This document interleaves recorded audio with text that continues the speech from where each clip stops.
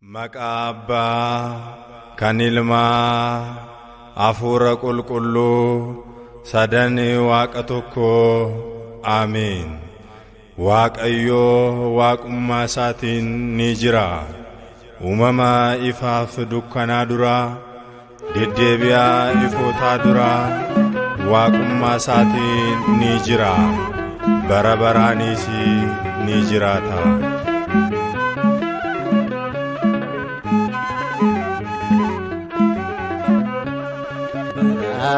Barani kan jiraattu dorgommii qabdu mi'a Gooftaa.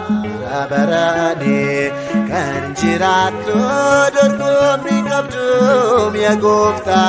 Tasumaan jiru arjaan akka kee badheera hanoo jaalala kee.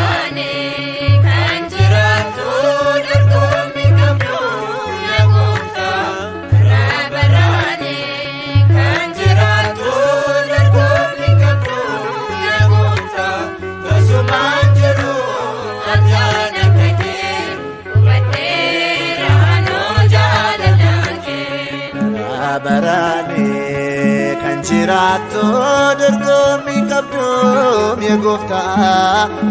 Barani kan jiraattu dorgommii qabdu mi'a Gooftaa. Tasumaan jiru arjaan akka kee badheera hanoo jaalala kee.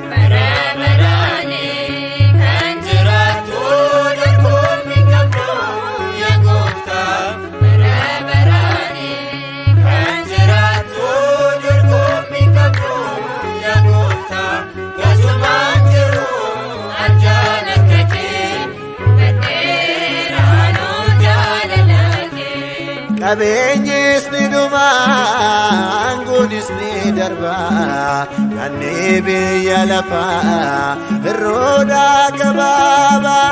Innaan kan kee Gooftaa baraan kan jiraatu, barruu harka keerraa hundaa kan to'atu.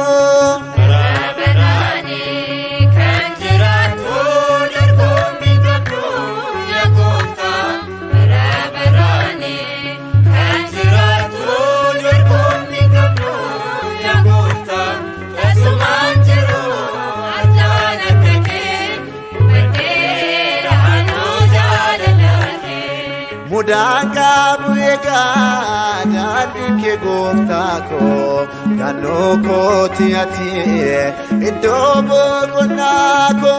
Homaa hin dhabne obsaan si eeggate, dhibboo koo hundaatti an deebiin argadhe.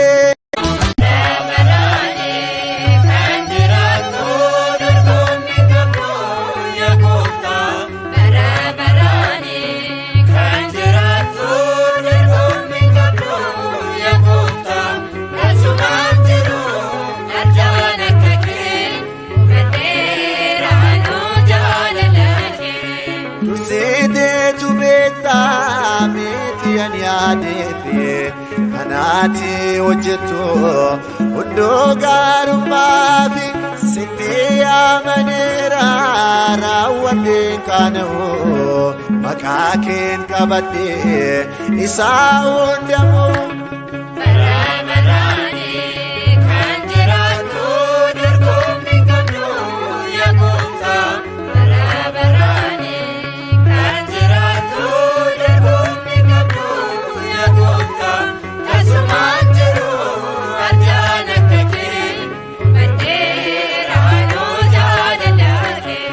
Galaataan si laadhu hundasaa qabadhee, waa'ee waaqummaa kee amaanee fudhadhee.